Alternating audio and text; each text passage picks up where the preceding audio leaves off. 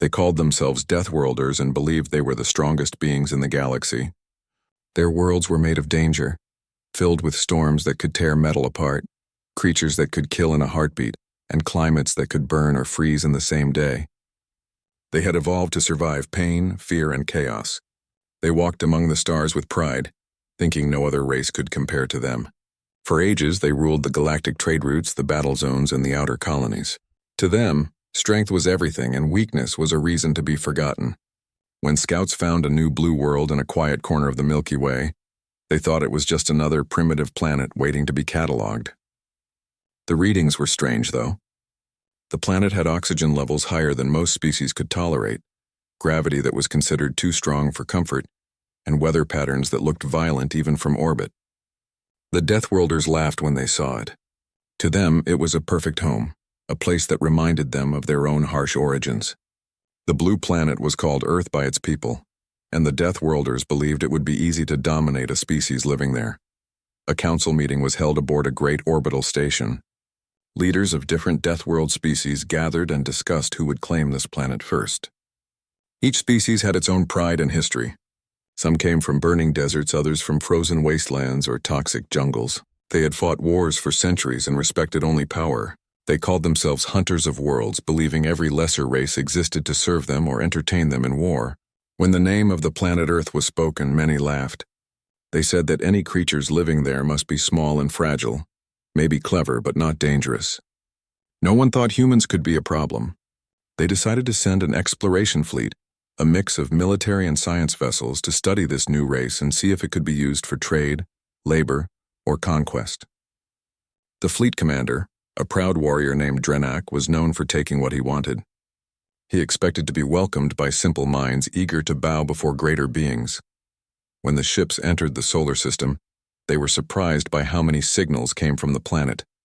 Thousands of radio and light transmissions filled space, a chaos of voices, music, and images. Drenak found it amusing that such a young species filled their skies with noise. As they approached Earth, they noticed the satellites, the strange metal machines circling the planet, and the orbital debris from old missions. It seemed the humans had already reached space, but in a clumsy and primitive way. The fleet landed quietly in a desert region, far from cities.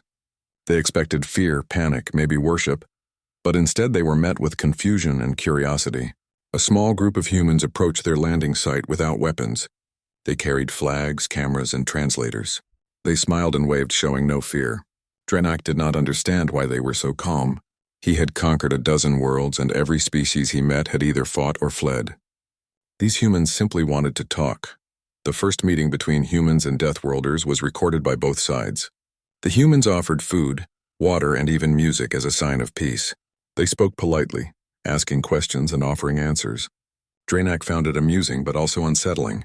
These creatures looked weak with soft skin, small teeth, and fragile bodies. Yet their eyes had something sharp in them, a focus he had not seen in other races. They listened more than they spoke, watching every movement and studying every weapon and ship detail. When the humans invited the visitors to their cities, Drenak accepted out of curiosity. He wanted to see how these soft creatures lived. What he found there was not what he expected.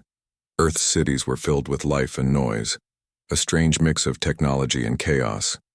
Humans built machines that could fly, dig, and fight.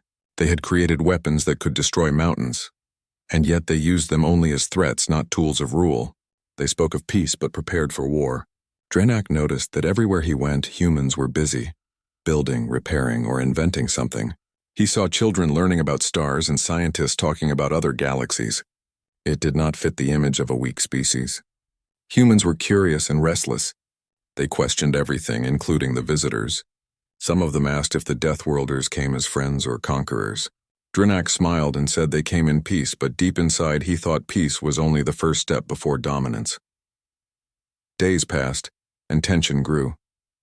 The humans treated the visitors kindly but with a strange sort of respect that felt almost cautious. They allowed them to study parts of the planet but never gave full access. Drenak noticed that human governments were quietly preparing. Military bases became more active. Satellites changed positions and communications between nations increased. The humans were not scared. They were preparing. The fleet's scientists reported that the planet's environment was one of the most dangerous they had ever seen. The air was thick with oxygen, enough to make fire spread easily. The storms were powerful enough to destroy ships. The animals were fast, strong, and often aggressive. Even the smallest creatures like insects could kill through poison or disease. And yet humans lived everywhere, and in deserts, in ice, under oceans, on mountains. They had adapted to survive in places no sane being would stay. That was when the scientists began to whisper a dangerous thought. Maybe humans were Deathworlders too.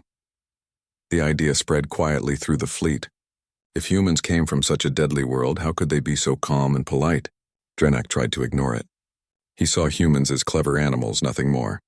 He believed that fear would show itself soon enough. But the humans did not break. They smiled and studied, waiting for the visitors to show their true purpose. And when the first accident happened, that patience ended. During a survey mission, one of Drenak's patrols destroyed a small human research outpost by mistake, thinking it was a weapon site. Several humans were killed. The news spread fast. At first there was silence from the human side. No retaliation, no threats. Drenak expected anger or surrender, but there was only quiet preparation. Then 2 days later, one of his scout ships vanished near orbit. Another followed, and then another. Communication with the ground team was lost. When Drenak demanded answers, his sensors picked up strange signals moving fast through space, faster than human technology should allow. Something had changed. The humans stopped speaking publicly. Their cities went dark at night.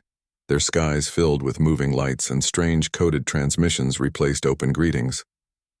When Drenak tried to contact their leaders, the answer was simple and cold. Leave our orbit. He refused, believing it was an empty threat. But within hours, the fleet systems were attacked by something invisible. Their power grids failed. Navigation screens flickered, and drones exploded without warning. The humans had found a way to fight without showing themselves. Panic began to grow among the crew. Drenak ordered a retreat, but it was too late. Human ships appeared out of the darkness.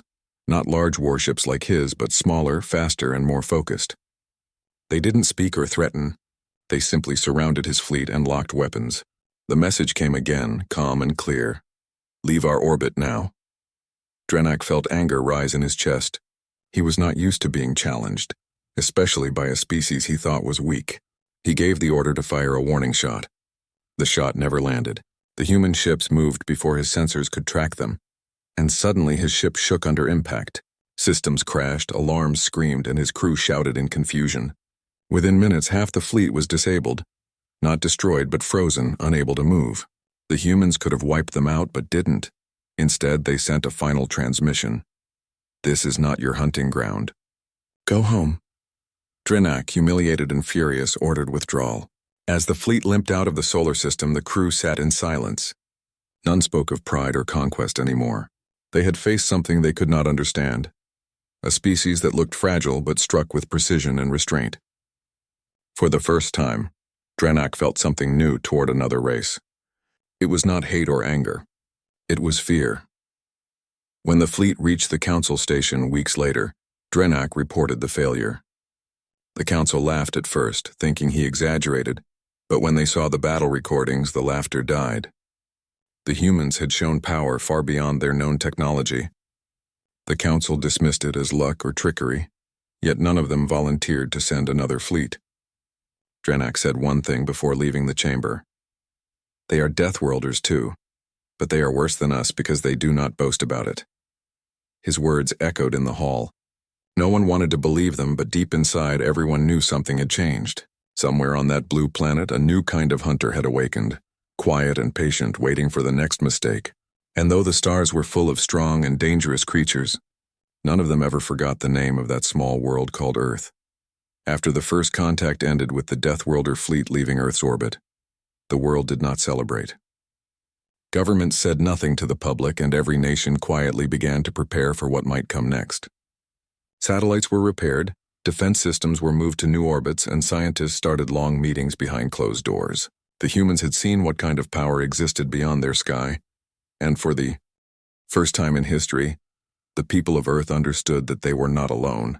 Many feared invasion, others spoke of opportunity, but deep down every human knew that something had changed forever. They had faced creatures who called themselves Deathworlders, and they had survived. The fear of them remained, but so did a strange kind of pride. In hidden facilities, engineers and military officers studied the recordings from the encounter. Every signal, every move, and every attack was analyzed. The humans wanted to understand what they had faced. They discovered how advanced the alien ships were, yet also found weaknesses. Their weapons were powerful but predictable. Their systems followed logic that humans could read and eventually use against them. Human scientists began creating new technologies that could defend the planet more effectively. They built faster ships, smarter drones, and better communications. The entire planet turned into a workshop of progress. Rival nations started working together, something that had never happened before. The threat from the stars united them. There were still arguments and mistrust, but the idea of survival was stronger than politics. For the first time in history, the humans started calling themselves one people, the people of Earth. Meanwhile, far from the solar system, the story of the failed mission spread through the Deathworlder networks. Many species laughed at Dranak's defeat and said that humans were only lucky. Others were not so sure. The recordings showed strange tactics. The humans fought with speed and precision but never attacked first. They showed restraint, which made the Council even more uneasy. A few wise old leaders said that any species that could survive a world like Earth and still remain peaceful must be very dangerous when forced to fight. Yet most Deathworlders ignored the warning and returned to their normal lives of trade and conquest. Only a few believed that this small blue world could ever become a problem. Among them was a scholar named Varen, who had studied dangerous planets for decades. He began collecting information about Earth, trying to understand what made its people so unique. Varen discovered something strange in his research.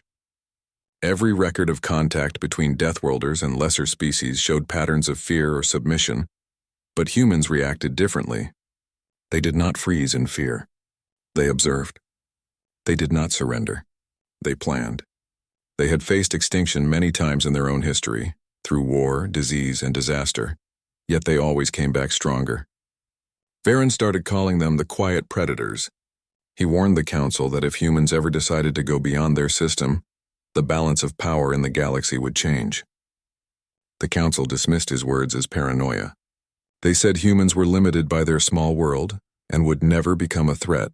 Varen kept his findings anyway, sending them to hidden archives for future reference.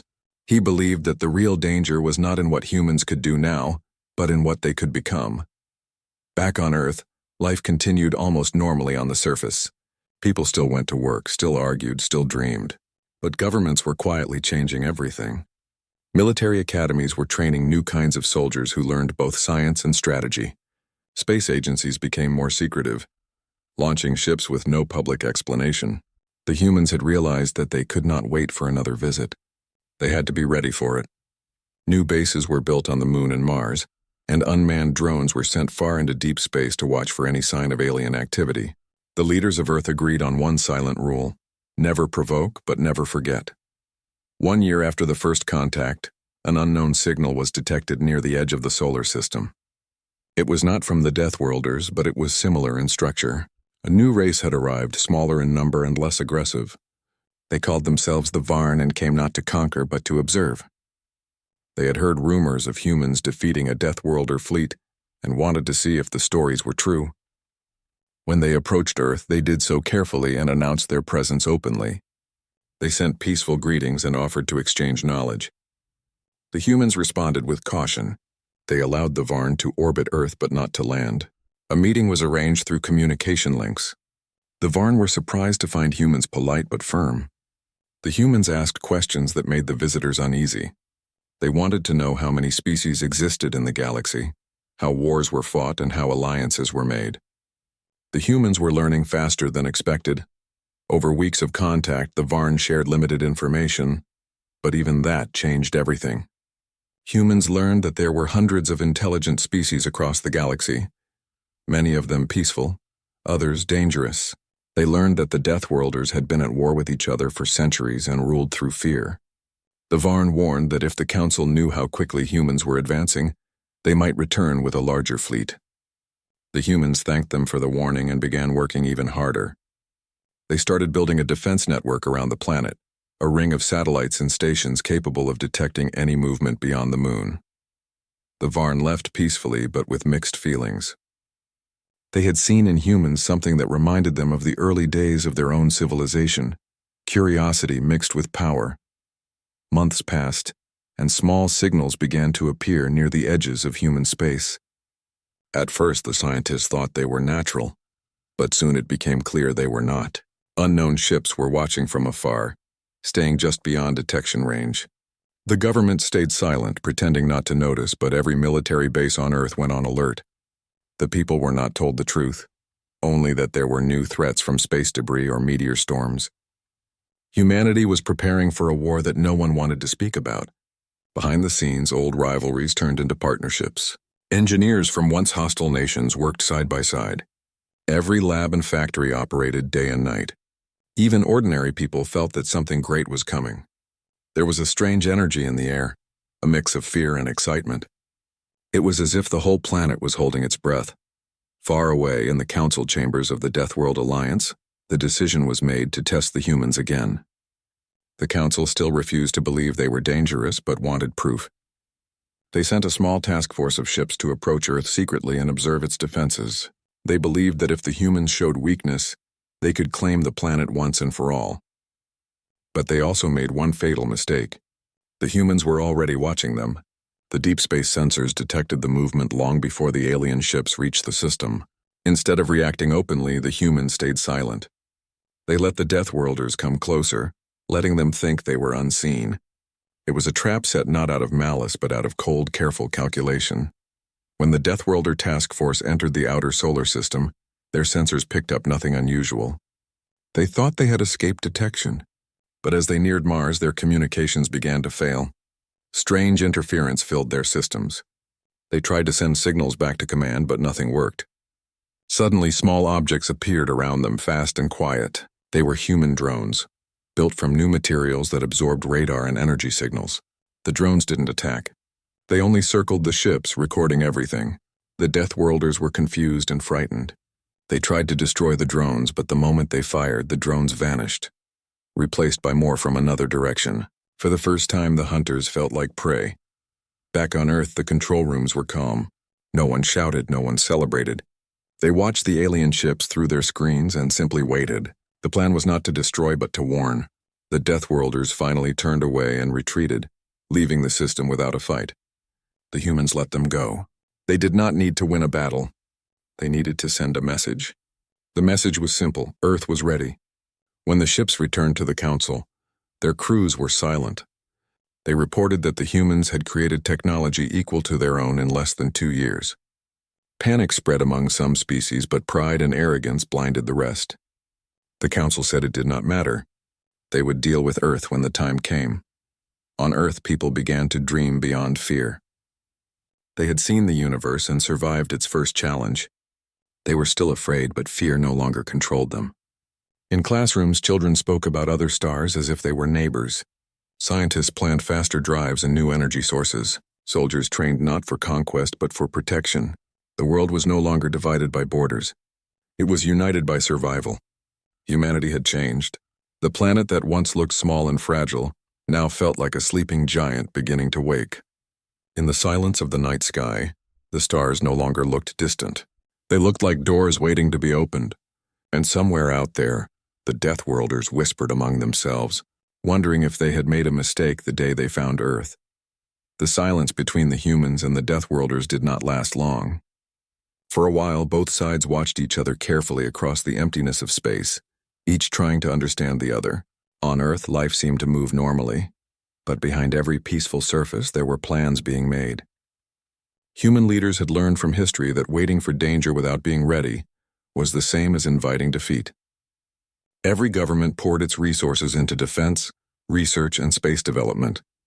The world economy changed, and for the first time in human history, every country worked toward one shared goal: survival. Factories that once built cars or toys now built drones, satellites, and parts for new ships. Scientists who once competed began sharing their discoveries.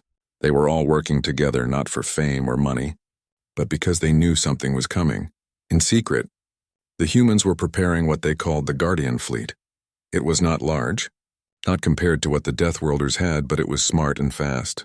Every ship was built using a mix of technology stolen from the first alien wreckage and ideas born from human creativity. The engineers designed weapons that didn't rely only on strength, but on unpredictability. They made ships that could hide in the shadows of planets, use gravity to slingshot between worlds, and disappear before an enemy could lock aim. The fleet's first rule was not to attack unless attacked. The humans still wanted peace, but they wanted it on their own terms. Meanwhile, deep in another part of the galaxy, the Deathworlder Council grew restless. The reports from the task force that had visited Earth filled them with both disbelief and anger. They could not understand how a young race had advanced so quickly. To them, it was an insult. Dranak, the commander of the first failed mission, had been removed from command, but his words had stayed in the Council's memory. He had said that humans were Deathworlders too, only more dangerous because they hid their strength. Some called him a coward, others called him wise. The Council decided to test his warning by force.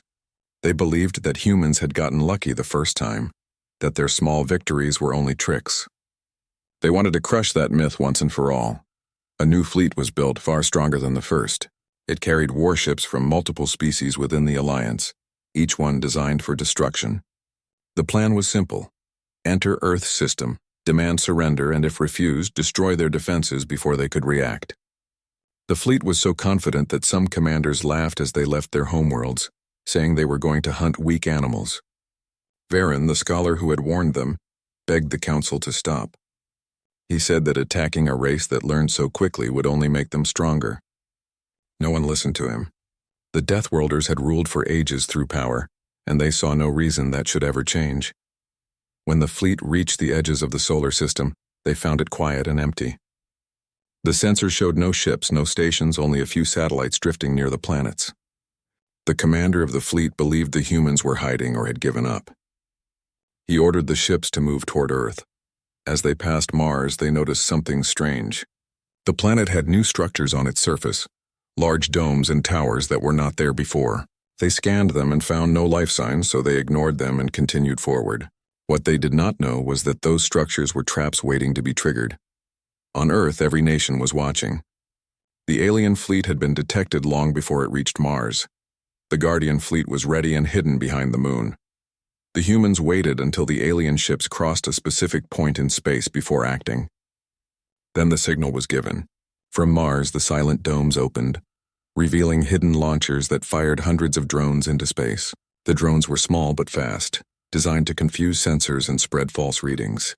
The Deathworlder ships suddenly lost clear vision of their surroundings.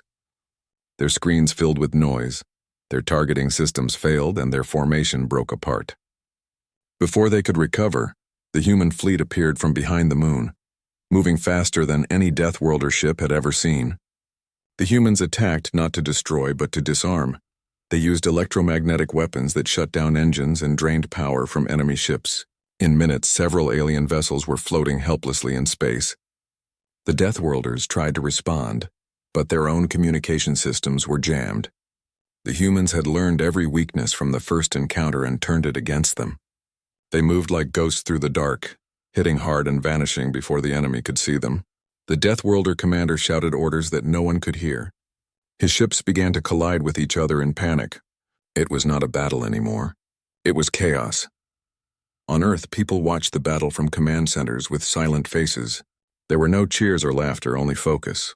Every soldier and officer knew this was not about revenge. It was about survival. The order was clear: disable, not destroy. Show them strength but not cruelty. When half the alien fleet was neutralized, the humans sent one simple message to the remaining ships: leave now, or be left powerless. The commander hesitated. He could not believe he was losing to what he had been told were weak creatures. But when he saw his ships dark and drifting, he finally gave the order to retreat. The surviving vessels turned away and left the system, carrying the story of their defeat with them. When the battle ended, there was silence again. The humans recovered the disabled ships not for trophies but to study them. They learned everything they could from the captured technology.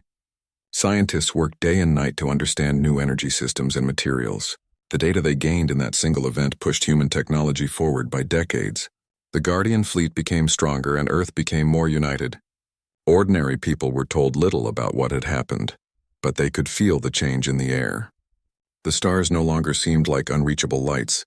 They felt close, almost within human grasp. In the Deathworlder Council, panic spread quietly. The news of the second failure broke the illusion of their supremacy. For the first time, fear entered their hearts. Some demanded full-scale war to erase the shame. Others said it was too late. They had awoken something that could not be controlled. Varen was brought before the council again. He told them that they had only themselves to blame. He said that humans were like fire, small when left alone but unstoppable once provoked. The council ignored him again, but could not ignore the growing unrest among their people. Stories of the humans had begun spreading across the galaxy. They were no longer seen as weak newcomers but as unpredictable warriors who fought with both mind and heart. Among the Deathworlders, soldiers whispered that humans did not fight for glory or empire but for each other. That made them terrifying because no fear could stop such unity. Some species began to doubt the Council's power. Others started sending secret messages to Earth offering alliances or trade. The humans responded carefully, accepting information but never promises. They trusted no one yet. They wanted to learn who was friend and who was foe. On Earth, while the leaders debated what to do next, the ordinary people started to dream differently. Art, music, and literature began to speak of stars and unity. Children studied science with excitement, imagining life among other worlds. For once, humanity felt not small but infinite. They had faced the strongest hunters of the galaxy and survived. They had turned fear into strength and weakness into wisdom.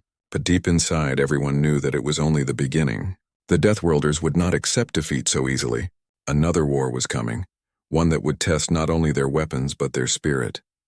The human commanders began to plan for the long future. They built bases on moons of Jupiter and Saturn, turning them into watchposts. They sent ships beyond the solar system to find safe routes and resources. Every year, their technology improved faster than anyone thought possible. The unity that once seemed impossible between nations had now become a necessity. Humanity was no longer a planet of divided people. It had become one family under one flag, the flag of survival. In the quiet nights, as human ships patrolled the dark, messages from unknown origins began to reach them. Some were warnings, others were cries for help. Not all species in the galaxy were like the Deathworlders. Many had suffered under their rule and now saw hope in humanity's rise. The humans did not promise anything but listened. They knew that helping others could mean making more enemies, but it could also mean finding allies. Slowly, new bonds began to form. Far away in the hidden corners of the galaxy, the Deathworlders started building a massive armada. They called it the Cleansing Fire, a force that would erase Earth and everything it stood for. They said it was time to remind the universe who ruled it. But their own people whispered doubts. They remembered the stories of the humans who fought without fear, who defeated fleets stronger than theirs, and who never celebrated their victories. The hunters were beginning to feel hunted, and on Earth the humans kept watching the stars, calm and ready. They did not know when the next attack would come, but they knew it would. They were no longer the small species that once looked at the sky and wondered who was out there. Now they knew, and they were ready to meet them again, not as victims but as equals. The galaxy began to change after the second defeat of the Deathworlders. News of the humans spread far beyond the borders of their solar system. Every trader, every scout, and every spy carried whispers of a blue planet that had stood against the oldest warriors of the stars and survived. To some it was an inspiration. To others it was a warning. The legend of Earth grew faster than any story before it. On the homeworlds of many species, people began to question what kind of beings humans really were. How could creatures born on a small world defeat fleets that had ruled space for thousands of years? The answer was never clear, but everyone agreed on one thing. The humans were not to be underestimated. The Deathworlder Council tried to hide the truth, calling their losses minor incidents, but too many witnesses had already spoken. Soldiers told stories of human ships that moved like shadows, of weapons that silenced entire fleets without a single explosion. Some even said they had seen humans risking their own lives to save wounded enemies before the battle ended. That part confused everyone. The idea of mercy in the middle of war was something no Deathworlder understood. To them, victory meant destruction, but humans seemed to fight for something else. They fought only when pushed, and when they did, they fought with everything they had. On Earth, time passed quietly, but beneath the calm surface, the world was changing faster than ever. The war had united the planet, but peace had made them stronger. Science advanced beyond imagination. Energy became cleaner and limitless. Artificial intelligence and robotics replaced dangerous labor, and new ships were built to explore beyond the solar system. But the most important change was not in technology. It was in the way humans saw themselves. They no longer thought of Earth as a single planet among many. They began to see it as the heart of something larger. Humanity had become a new force in the galaxy. Even if most people still lived normal lives and never looked up at the stars, the Guardian fleet had grown into a vast defense network that stretched across the solar system. Massive stations orbited every major planet. Fleets of drones watched the edge of known space. Hidden bases under the ice of moons held supplies for decades of conflict. Every corner of the system was ready for war, but no one wished for it. The commanders often said that true strength was the ability to stay calm when you could destroy everything. Humanity had learned that lesson well. They remembered what the Deathworlders had done to weaker species. They did not want to become like them. Still, deep down, everyone knew that peace would not last forever. Far away, the Deathworlders were preparing something bigger. Their leaders could not accept that their power had been challenged. They built new ships with thicker armor and more dangerous weapons. They brought together all their armies under one command. They called this plan the Final Hunt. It was not just about Earth, it was about proving that the Deathworlders were still the strongest in the galaxy. If they failed again, their rule would collapse. Many among them feared that would happen, but pride blinded their leaders. They told their people that humans were only lucky and that luck would not save them again. Varen, the old scholar who had studied Earth from the beginning, watched all this with sadness. He knew the Council was making the same mistake again. He tried to warn them once more, but no one listened. They said he was weak and had lost faith in their kind. Varen left the Council and went into hiding. He began sending secret messages to other species, warning them to stay away from the coming war. Some listened, others ignored him. The galaxy was full of fear and pride, and both were dangerous. When the Deathworlder fleet finally left their home systems, it was the largest armada ever assembled. Thousands of warships, each armed to the teeth, moved through the void like a storm. They were confident that this time there would be no escape for Earth. Their commanders promised to crush the human race completely. They did not know that the humans were already watching. On Earth, the first signs of movement were detected months before the fleet arrived. The outer sensors picked up strange patterns in deep space, tiny distortions that could only mean one thing.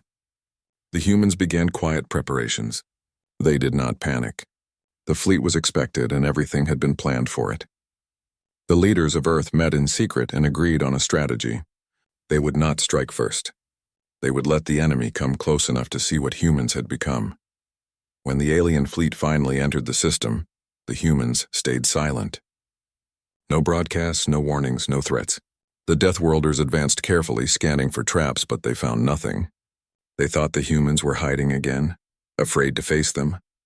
As they approached Mars, they saw the ruins of their old battlefields and felt pride returning. They thought this would be an easy victory. But when they passed Jupiter, their sensors started to fail. A strange energy filled the void, jamming their systems. Suddenly, a massive shadow appeared in the darkness. It was not a planet or a moon. It was a ship. The ship was larger than any they had ever seen, built by humans in secret. It was called the Horizon, a mobile fortress powered by energy so strong that even the Deathworlder sensors could not measure it. The human fleet appeared beside it. Not hundreds, but thousands of ships, small and fast, ready for battle. The alien commanders froze. They had expected a frightened world, not a united armada waiting for them. Before they could react, a human message was sent across all channels. It was short and calm. It said, "We did not start this war, but we will end it." The battle that followed was unlike anything seen before. The humans did not attack first. They waited for the Deathworlders to fire, and when they did, the void exploded with light. The alien weapons were powerful, but the humans had prepared shields that absorbed their energy and turned it into fuel. Every strike made the Horizon stronger. The human ships moved in perfect coordination, each protecting the other. When they finally counterattacked, it was with precision. They disabled engines, destroyed weapons, and captured ships instead of destroying them. The Deathworlders fought fiercely, but their old strategies failed. The humans adapted faster, learning in seconds what took others centuries. As the battle raged, a strange thing began to happen. Some Deathworlder ships started turning away, refusing to fight. Their crews had seen enough. They realized that the war was lost. They sent distress signals asking for mercy. The humans responded by offering safe retreat to any ship that surrendered. That act of mercy shocked the galaxy even more than their victory. No one had ever shown kindness in the middle of war. When the fighting finally stopped, half the Deathworlder fleet was destroyed or captured. The rest fled into the darkness carrying tales that would never be forgotten. The humans did not celebrate. The leaders of Earth ordered silence once again. The captured ships were taken to the moon for study. The wounded aliens were treated and sent back home with a message of peace. The world had won not only through power but through restraint. Humanity had proven that they could defend themselves without becoming monsters. Across the galaxy, everything changed after that. Species that had once feared the Deathworlders began to rebel. Old alliances crumbled. The council that had ruled for so long fell into chaos. Some planets declared independence. Others sought contact with Earth. Humanity suddenly found itself at the center of a galaxy in turmoil.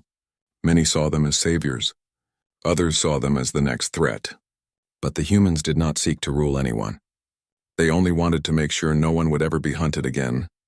Varen, watching from his hidden station, sent one last message to Earth. He told them that the galaxy had changed forever and that their victory had given hope to countless worlds. But he also warned them that hope could turn into fear. He said that one day, someone would rise to challenge them again. Not because they were evil, but because they were human. And humans had become the new measure of strength. On Earth, life slowly returned to normal. Cities glowed brighter.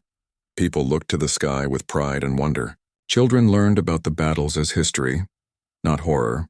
The human fleet continued to patrol the edges of space, not as conquerors but as guardians. They kept their weapons ready but their hearts steady. The stars no longer looked far away. They were now part of humanity's home, and far beyond where no one could see, the last survivors of the Deathworlder armada drifted through the void. They no longer spoke of conquest or pride. They spoke only of the humans, the quiet predators from the blue world who fought without hate and who won without cruelty. In their silence, they understood what Varen had known from the beginning. The humans were not just another race. They were the future that no one had expected, the species that had learned to survive anything and still keep their humanity intact. And the galaxy would never be the same again. After the great battle ended and the stars grew quiet again, the galaxy entered a strange time that felt both peaceful and uncertain. The humans had won a war that many thought was impossible to win, but victory brought more than freedom. It brought attention. The stories of the humans spread from one world to another faster than light itself. Some called them protectors, others whispered that they were the new predators of the stars. Entire civilizations that had once hidden in fear now wanted to meet them, while others feared what they could become. The galaxy was watching and waiting. On Earth, the leaders met again under the calm light of the moon. The war had ended, but new problems had begun. Trade ships from distant worlds arrived asking for help and offering strange technology. Some wanted to form alliances while others came to study humanity. The world. Governments now had to speak for one united planet, something that had never truly happened before. They created the Galactic Relations Council, a group of humans chosen not for power but for wisdom. Their task was to make sure that Earth would not fall into the same mistakes that had once destroyed other empires. Among them was Admiral Reyes, the commander of the Guardian fleet. He had led humans through 2 great wars, and he knew that peace was more dangerous than battle. Peace made people forget how fragile survival really was. Reyes spent most of his time inspecting the defense lines at the edge of the solar system. He did not trust the silence of space. He said that quiet skies often hide storms waiting to return. His instincts were right, because while the humans celebrated their peace, something dark was already growing in the far corners of the galaxy. The Deathworlders who had survived their defeat did not all vanish. Some fled into deep space and disappeared. Others hid on broken moons and lifeless planets. They were not united anymore. Their empire had collapsed and their leaders were gone. But scattered groups began to rebuild in secret. They no longer believed they could defeat the humans with force. Instead, they decided to destroy them with fear. They began to spread lies about the humans, claiming that Earth planned to conquer the galaxy one planet at a time. These rumors reached every trading route and every space station until even friendly worlds began to doubt their allies.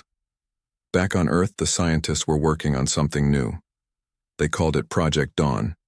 It was not a weapon, but a communication system so powerful it could reach every known world at once.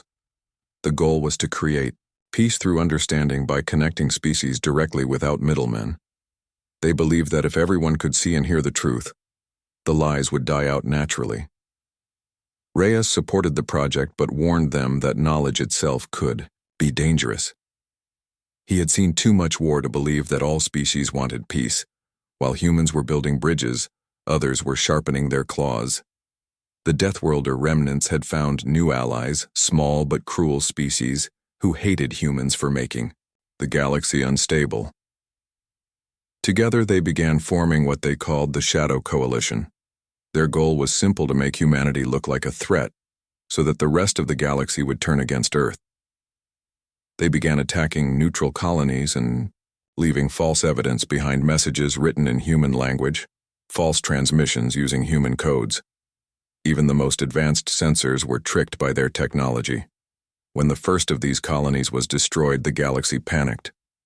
The survivors swore they had seen human ships attacking them. The Galactic Council, which had once feared the Deathworlders, now called an emergency meeting to discuss the growing human danger. For the first time, Earth was accused of crimes it had not committed. The humans tried to explain and even offered to help investigate, but no one listened. Their allies began to distance themselves. Trade routes were closed, and ambassadors were recalled. Earth was being isolated without a single shot fired. Admiral Reyes saw what was happening and decided that silence was no longer an option. He ordered his fleet to find the truth. The humans began tracing the attacks across the stars. They followed the signals through asteroid belts and dead systems until they found a small base hidden inside a hollow planet. It was an old Deathworlder outpost, rebuilt and filled with new technology. When the humans entered it, they found proof of the Shadow Coalition. A message left on one of the control panels read, "We may not defeat them with war, but we will destroy their name." Reyes knew that if the galaxy learned about this truth, there might still be hope. He sent the evidence to the Galactic Council using the new Project Dawn communication network. The message was transmitted to every known world at once. No one could stop it or twist it.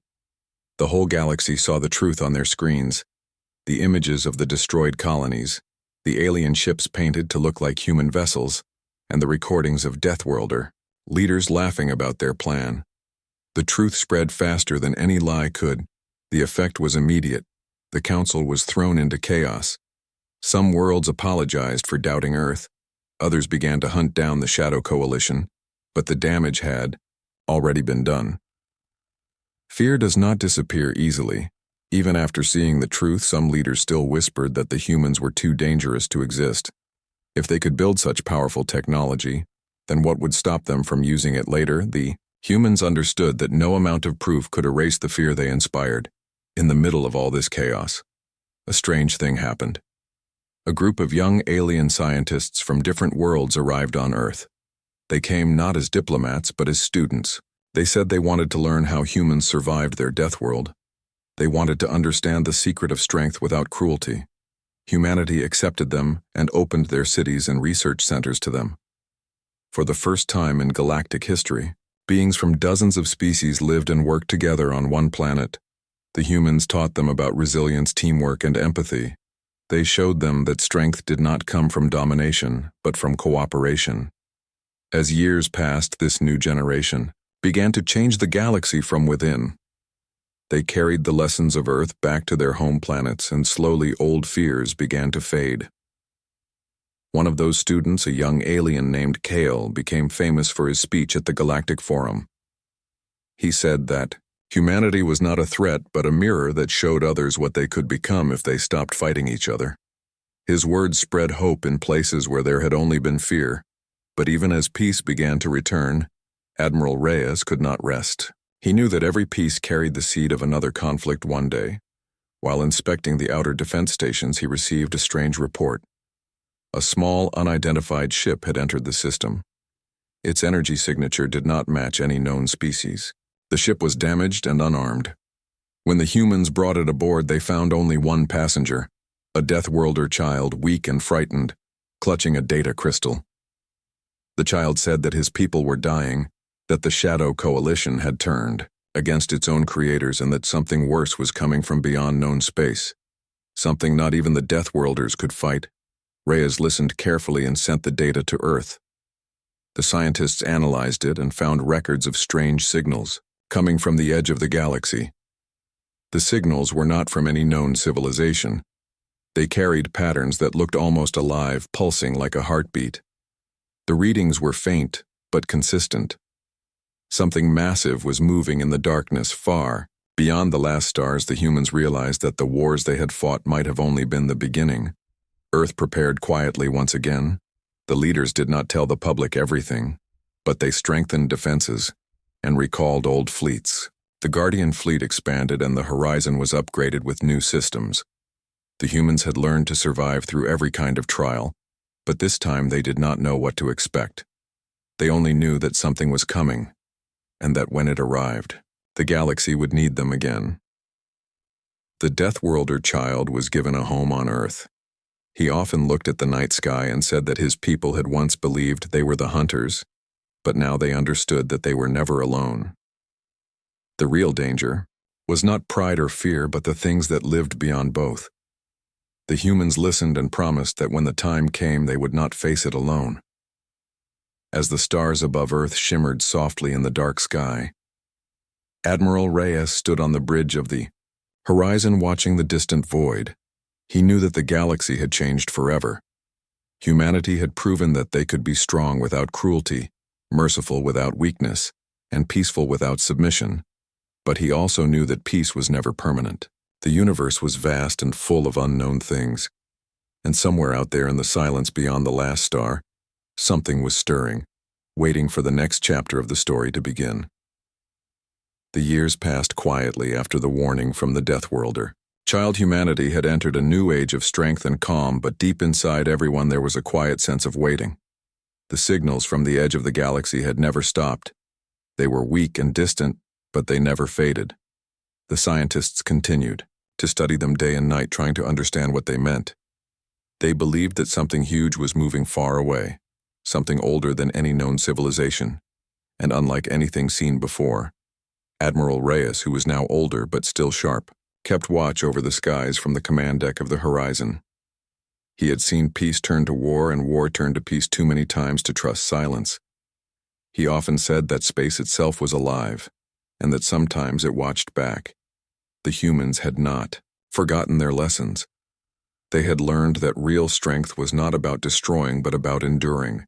They had become the quiet guardians of the galaxy, watching from a distance while others rebuilt their worlds. Across the stars, humanity had changed everything. They had formed alliances with many species.